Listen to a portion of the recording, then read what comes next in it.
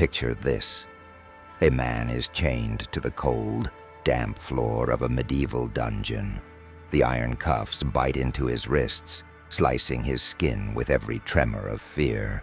Around him, darkness presses down, thick and suffocating, mingled with the stench of rot, mold, and the lingering stink of human misery.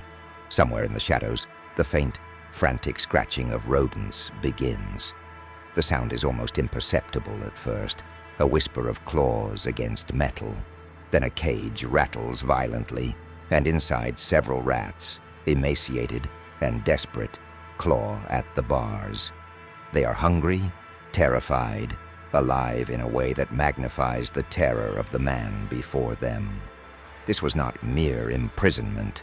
This was the rat dungeon, one of history's most psychologically and physically devastating methods of torture. Its design was deceptively simple. A prisoner would be bound, his abdomen or chest exposed. A cage containing hungry rats would then be placed on his body. The torturer, patient and deliberate, would ignite a small fire atop the cage. Trapped and desperate, the rats sought a way out. There was only one escape, downward, and below them lay human flesh. Imagine the sounds that followed. Claws scraping frantically, nails tearing through tender skin, the high-pitched squeals of both man and beast intermingling in a grotesque chorus. The screams were not just of pain, but of primal terror, a fear that penetrated every nerve, every thought. This method was less about killing outright and more about domination, about demonstrating the terrifying lengths to which human cruelty could extend. Rat torture was a tool of control, rarely fatal. It was designed to break the will of the victim, to extract confessions, to intimidate adversaries, and to make an example of those who opposed power. By turning natural creatures into instruments of fear, torturers weaponized instinct and survival itself. The horror of the procedure was amplified by the fact that the victim's tormentors had chosen this method deliberately, exploiting the universal revulsion humans feel toward rats. The use of rats as instruments of torture was not confined to a single time or place. Historical accounts reveal the grim creativity of human cruelty stretching from the dungeons of medieval Europe to colonial Latin America, and even into the 20th century totalitarian regimes.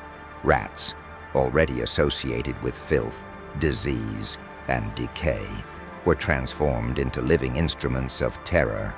The degradation was total.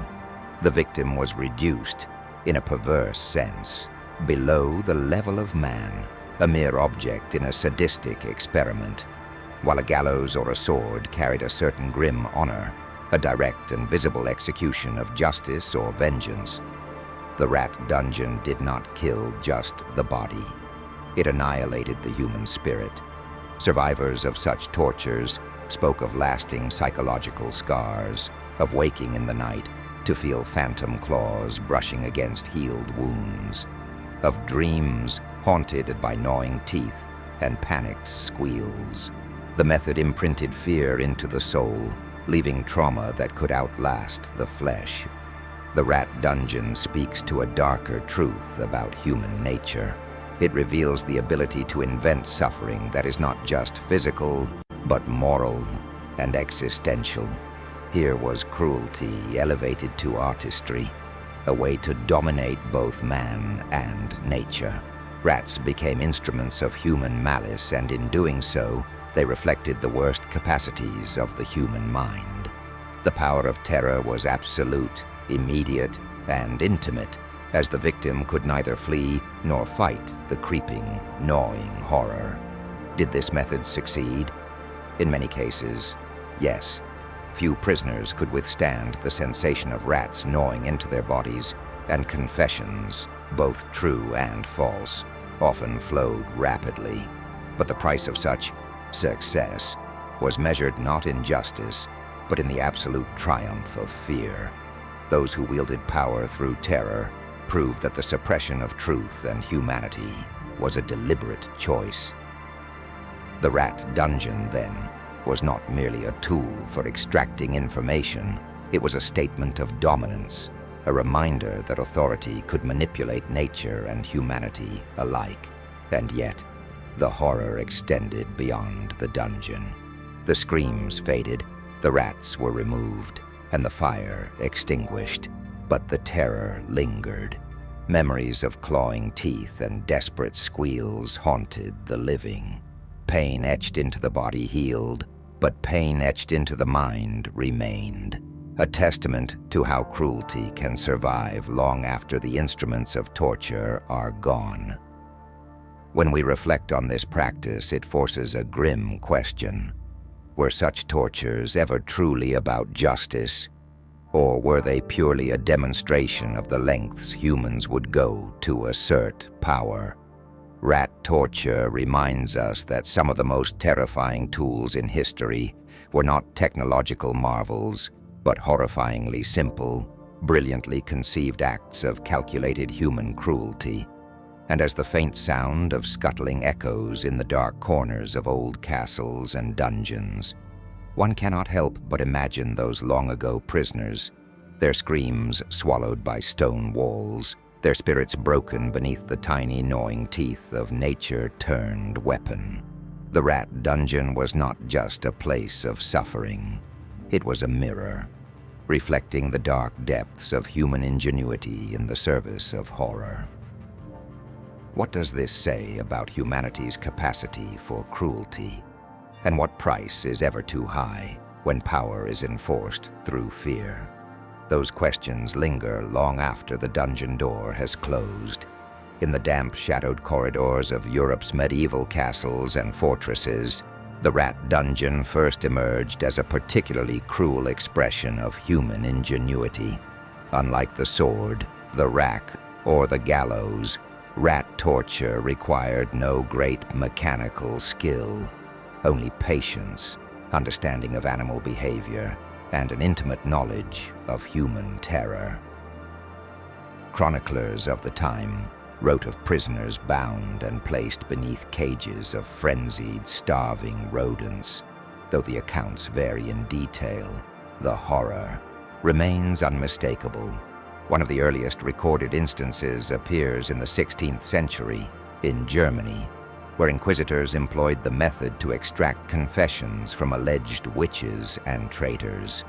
A prisoner accused of heresy might find himself tied beneath a metal grid, rats enclosed above him, with flames set carefully to encourage the creatures downward. The objective was not immediate death, but slow, systematic, psychological domination. The victim's screams, combined with the gnawing instinct of animals, ensured that the terror was both tangible and relentless. In other accounts, the rat dungeon was employed in the Netherlands during the 80 Years' War, when political prisoners were forced to endure the method. Here, it was a strategic weapon of fear. Soldiers, spies, or political dissidents were made examples of. The sight of a prisoner writhing beneath a cage of frenzied rats was sufficient to suppress rebellion without needing to execute every offender. Historians note that the torturers themselves often described their work with meticulous, almost clinical precision, revealing a deep understanding of the psychological dimensions of fear. The spread of this technique was not confined to Europe. In colonial Latin America, for example, reports indicate that Spanish conquistadors and local authorities occasionally resorted to similar methods, using rats or other vermin to intimidate indigenous populations. The method was adaptable, horrifyingly effective, and horrifyingly universal. Wherever there was power to enforce, fear followed, and wherever there were prisoners to intimidate, the rat could be made a weapon. The political dimension of rat torture cannot be overstated. Monarchs, inquisitors, and military leaders understood that fear is often more persuasive than death. By turning rats into instruments of terror, authorities weaponized instinct, creating a spectacle that was both primal and unforgettable. Confession and compliance were not achieved through negotiation or debate, but through the terror of nature turned against human flesh. The prisoner became a living testament to the consequences of defiance, a warning for anyone who might challenge authority. Victims' accounts, where they exist, paint a consistent picture of the method's effectiveness and cruelty. One 17th century report describes a man whose screams eventually drowned out the squealing of the rats, whose terror transformed into a numbing, inescapable panic. Even after the ordeal ended, the psychological damage endured. Survivors spoke of recurring nightmares, phantom sensations of claws burrowing into healed flesh, and an acute, lasting mistrust of any small movement in the shadows. The torture was as much about leaving an imprint on the mind as it was about punishing the body. Rat torture also illustrates the intersection of human cruelty and our relationship with the natural world. Rats, already feared as carriers of disease and symbols of filth, were leveraged for their very survival instincts. Torturers exploited the creature's desperation, understanding that the animal's drive to escape fire could be redirected into a tool of unspeakable horror. In doing so, humans asserted dominance not only over their fellow men, but over nature itself, turning a living, instinct-driven being into an instrument of suffering. The method evolved with time, reflecting the ingenuity of cruelty. European torturers adapted cages, flames, and bindings to maximize fear and minimize escape, ensuring that the psychological terror was compounded by unpredictability. By contrast, in Latin America and other colonial regions, improvisation was more common. Makeshift cages, opportunistic use of local vermin, and the same fundamental principle of forcing nature to betray instinct for human suffering. Across centuries and continents, the essence remained unchanged. Rats, hunger, and fire combined to create terror. The rat dungeon also sheds light on societal complicity. In many cases, these methods were not secret, but public, or at least known within local communities. Fear was not only imposed on the prisoner, but also on the observers.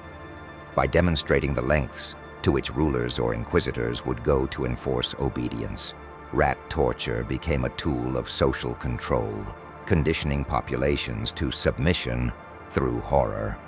The shadow of the cage extended far beyond the dungeon walls, and yet for all its historical specificity, the method resonates with modern echoes. While the literal use of rats in torture has largely faded, the principle persists. Fear as a weapon, psychologically tailored terror, and the deliberate manipulation of instinct and vulnerability. The same logic that drove medieval torturers, turning the natural into the instrument of the unnatural, finds disturbing parallels in later totalitarian regimes and covert methods of intimidation. History shows us that cruelty is rarely constrained by time, geography, or technology. Its forms evolve, but its essence endures. As we close this chapter, one is left with a chilling realization. Rat torture was never merely about extraction of information or punishment. It was about asserting dominance, about teaching that authority could bend nature and man alike to its will. Those who survived carried the echoes of claws and flames, the memory of a terror so intimate it could never fully be erased. And in those echoes lies a warning. Cruelty is most effective when it exploits both instinct and imagination, leaving scars that neither death nor time can heal. The question remains, how far can fear be stretched before it consumes the oppressor as well as the oppressed? And in the next chapter, we will explore not just the physical horrors, but the moral and philosophical dimensions of rat torture, how it reflects humanity's darkest inclinations, and why such practices persisted for centuries despite their brutality. Imagine the mind of a prisoner trapped beneath a cage of rats, bound, helpless, skin exposed, and knowing that the only escape for the desperate rodents is through the very flesh that the victim seeks to protect. The terror is immediate and total. For those in the rat dungeon, the experience was not only physical agony, but an assault on every instinct of survival. Pain, hunger, and fear became indistinguishable, mingling into a profound psychological paralysis. Victims described a sensation of surrender that began even before the rats touched them. The mere sound of claws on the cage, the skittering movement in the shadows, triggered a primal dread that turned anticipation into torment. The mind, aware of the inevitable, oscillated between hope and horror. Some reported a surreal sense of dissociation, as if their bodies belonged to someone else, while others were trapped in heightened awareness, each second a meticulous account of fear, calculating every twitch and movement of their attackers. Sleep, thought, and even memory became instruments of torment, as the terror invaded the mind long before contact with the animals occurred. The rat dungeon was more than physical torture. It was a study in psychological domination. Torturers understood that the combination of instinct, imagination, and helplessness could achieve more than brute force alone. Rats were unpredictable, their movements frenzied, and their instincts violent when pressed. But it was precisely this unpredictability that amplified terror. The prisoner could not anticipate where the animals would strike, how they would respond to heat, or how they might gnaw at the restraints. The uncertainty became an additional instrument of power, teaching that control over life and death extended even into the natural world. From the perspective of the torturers, rat torture required both patience and detachment. Historical records suggest that those who performed these acts were often methodical, meticulous, and at times disturbingly clinical. Some justified the practice as necessary for truth, loyalty, or political stability. Others reveled in the artistry of fear itself. There is a chilling passage in a 17th century account describing the careful arrangement of fire, cage, and bindings to maximize terror. It reads almost like instructions for a craft rather than a crime. In their minds, cruelty was not chaos. It was control, a deliberate assertion of dominance over man and nature alike. The moral and societal consequences were profound. In communities where rat torture was known or rumored, obedience was often maintained through terror alone. People internalized fear, conditioning themselves and others to comply. Witnesses, too, became participants in the moral corruption by observing without intervening, by passing down tales of terror, or by perpetuating the idea that power could be enforced through unimaginable cruelty. The rat dungeon, then, was not only a chamber of pain, but a crucible in which fear reshaped social behavior. Authority thrived on spectacle. Terror became law. Psychologically, rat torture illustrates the fragility of human resilience under sustained, calculated threat. The terror extended beyond the individual to ripple outward into families, communities, and even generations. Survivors often carried invisible wounds, nightmares, phobias, and the sense that one's body and mind could never again be trusted. Some wrote of imagining the gnawing when none was present, a haunting reminder that fear can linger longer than the moment of torture itself. In this sense, The rat dungeon was a masterclass in the human capacity for enduring psychological cruelty. Equally revealing is what rat torture tells us about human nature. It exposes a duality, the capacity to inflict unimaginable pain on others, and the simultaneous drive to rationalize, control, or justify such acts. Torturers often framed their cruelty as duty, necessity, or divine mandate. Yet beneath every justification, there is the unmistakable human inclination to dominate, to bend instinct and flesh to will, and to explore the boundaries of terror. Fear, in the hands of humans, became both weapon and art. Philosophically, rat torture forces us to confront the darkest layers of authority and obedience. It was not enough for rulers, inquisitors, or commanders to kill or punish. They sought to obliterate autonomy, to make man's body and mind pliable under threat. This method of torture was a statement, not merely of what humans could do to each other, but of what humans could compel nature to do in service of cruelty. The rat, a creature of instinct and survival, was turned into a harbinger of suffering, demonstrating a terrifying fusion of intellect and malevolence. The legacy of the rat dungeon extends far beyond the medieval walls where it originated. It reminds us that cruelty does not need complexity to be effective. Fear itself is a powerful tool, shaped by anticipation, imagination, and exploitation of instinct. While modern societies have outlawed such methods, the principles endure in subtle forms. Psychological warfare, coercion, and the manipulation of natural drives remain tools of control. The echoes of rat torture resound in any situation where power is maintained through terror rather than justice. And so, as we reflect on these chambers of horror, one cannot help but wonder how much of history's cruelty is recorded and how much remains in whispered stories, in the scars carried by the human mind. And more importantly, what does this reveal about the enduring human struggle between morality and power?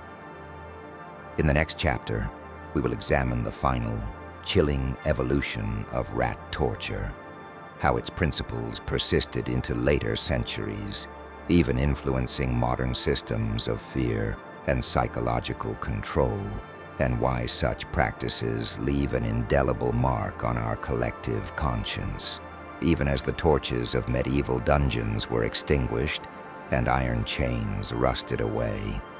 The principles behind rat torture refused to vanish. The method itself evolved as human ingenuity and cruelty adapted to new contexts, new cultures, and new political landscapes.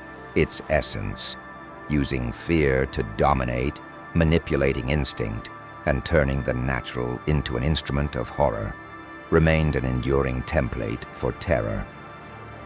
In Europe, records from the 17th and 18th centuries suggest that rat-based torture was employed selectively, often against spies, traitors, and political dissidents.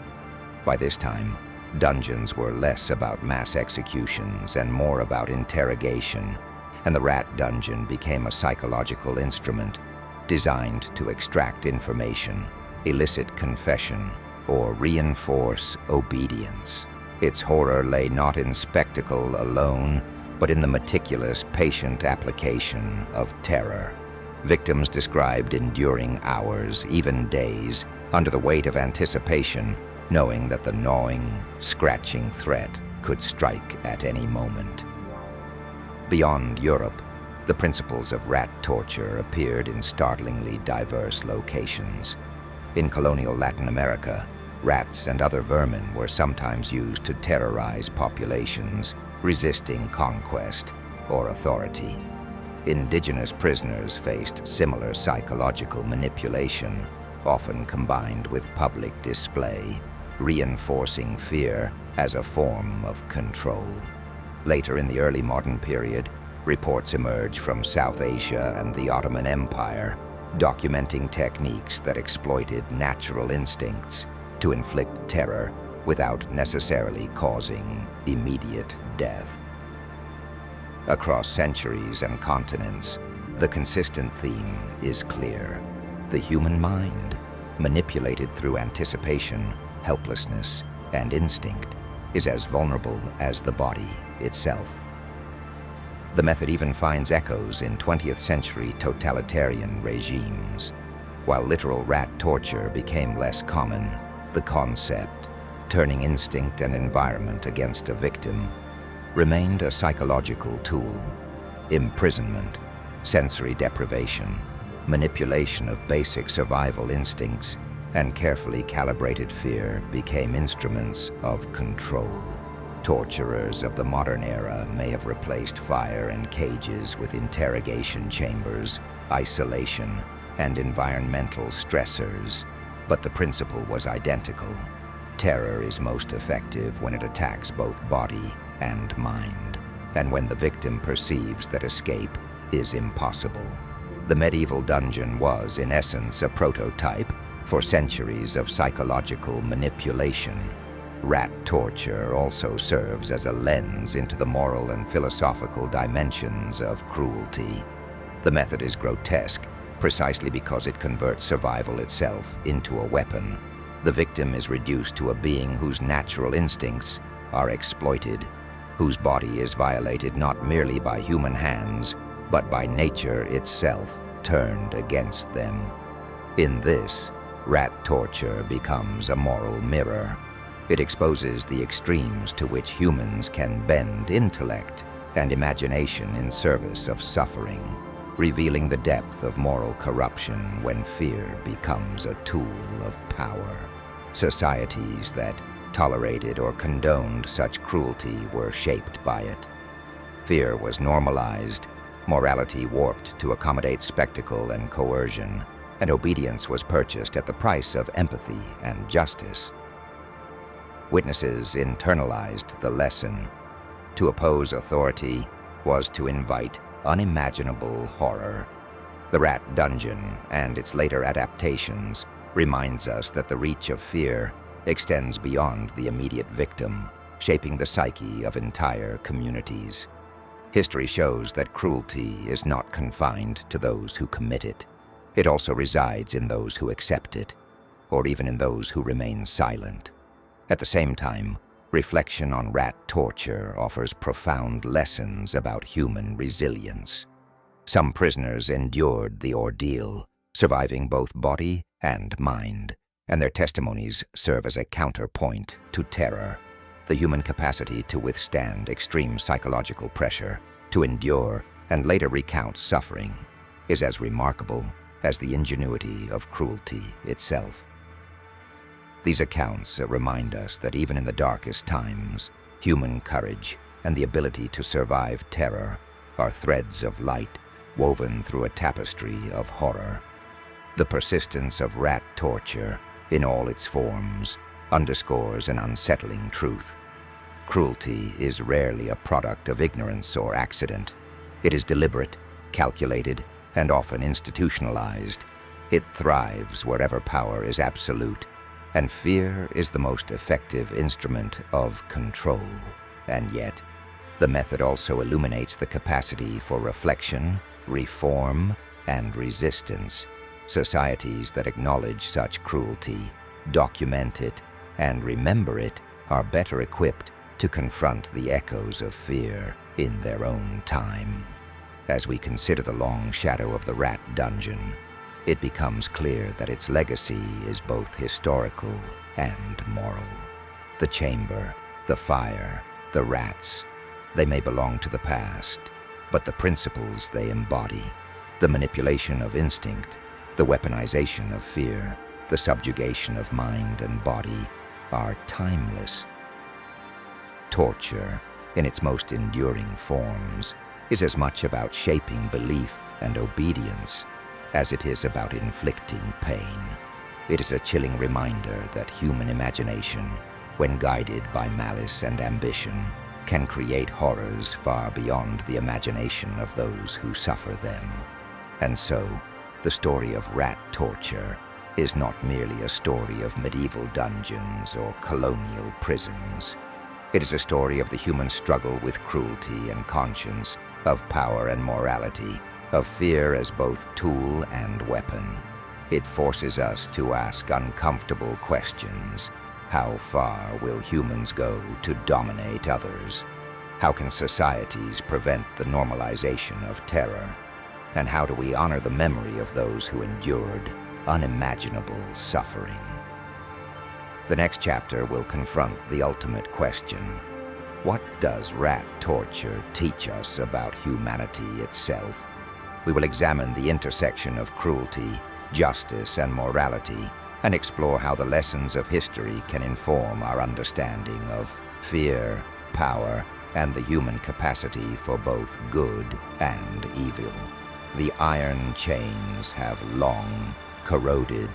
The fire that once licked the cages of rats has long burned out.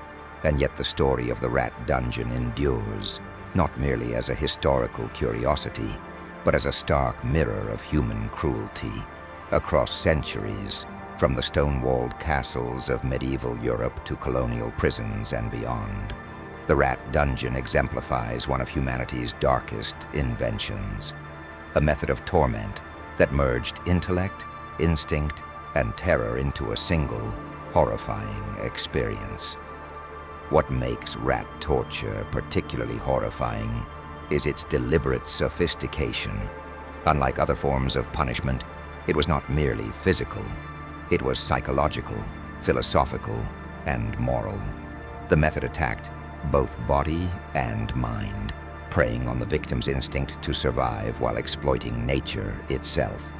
The terror began long before flesh met claw, unfolding in anticipation, dread, and helplessness. In this, the rat dungeon transcended mere cruelty. It became an instrument of absolute domination. The moral implications are staggering. Rat torture forces us to confront the lengths to which humans will go to assert power over others. It demonstrates that cruelty is rarely random. It is calculated, studied, and refined. The torturer's mind is both strategist and artist, manipulating fear with precision, understanding that terror can bend the human will more effectively than any sword. In this sense, the rat dungeon is not only a historical fact, but a philosophical lesson. Where authority is absolute, morality can be twisted, and fear becomes a currency more valuable than truth or justice. Yet the story of rat torture is not only one of cruelty, it is also a story of resilience. Those who survived the ordeal carried scars, both physical and mental, that endured long after the dungeon doors closed. They endured what many would deem unimaginable. Their survival is a testament to the human capacity to withstand extreme psychological pressure, to endure, and to remember. Memory, though haunted, became a form of resistance, a refusal to let terror erase identity and humanity. Rat torture also offers a lens through which to examine societal complicity. Fear was not limited to the victim. It extended outward, conditioning communities, witnesses, and even future generations to submission. Spectacle and rumor reinforced obedience, and the shadow of terror ensured that power could be maintained with fewer overt executions. In this way, the rat dungeon illuminates the subtle mechanisms of control.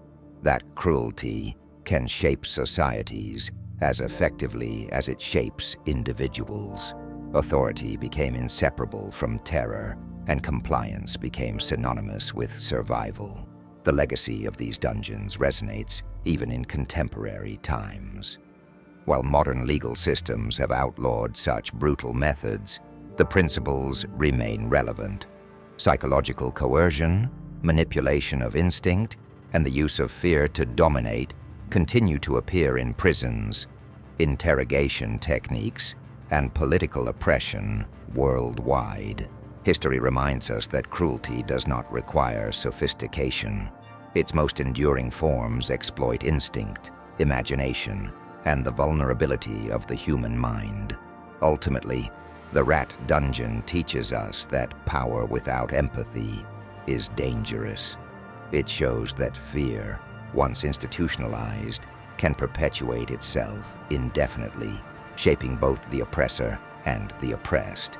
Yet it also demonstrates that resistance, through survival, memory, and witness, remains possible. Human morality, conscience, and resilience are threads that persist, even in the face of calculated terror. They offer a faint but enduring light against the darkness of cruelty. In reflecting on rat torture, one confronts the uncomfortable duality of human nature. We are capable of profound empathy and heroism, yet we are also capable of deliberate, methodical cruelty. The rat dungeon exemplifies this duality in stark, unflinching terms. It reminds us that history is not merely a collection of events, but a moral and psychological archive, revealing the best and worst of what humans can do. And there is one final lesson, perhaps the most haunting of all. The rats themselves, once agents of survival and instinct, became instruments of terror. Nature, co-opted by human cruelty, reflected the horrifying power humans can exert over life itself. In this, the rat dungeon becomes more than a tale of torture. It becomes a meditation on power, ethics, and the consequences of allowing fear to dominate judgment. So when we consider the rat dungeon today, it is not simply as a relic of history, but as a mirror. It asks us to examine ourselves, our societies, and the lengths to which power can bend morality. It reminds us that the most terrifying tools are not always machines or weapons, but ideas. Ideas that exploit instinct, imagination, and fear. It challenges us to consider the responsibility of authority and the cost of complicity, and to recognize the resilience of those who endured its horrors. The final truth of rat torture is as simple as it is chilling. Cruelty, once conceived and practiced, leaves an imprint far beyond the chamber in which it was inflicted. The screams may fade, the fire may die, but memory, trauma, and the moral lessons remain. Those dungeons are gone, but their legacy persists. In history, in psychology, and in the cautionary tale of what humans are capable of when fear becomes the instrument of power. The rat dungeon is not merely a story of the past. It is a warning, a reflection, and a call to vigilance. For every act of cruelty that goes unchecked, for every instance where fear governs justice, the lessons of history whisper, power without conscience is a cage, and terror, once unleashed, can endure long after its flames have died.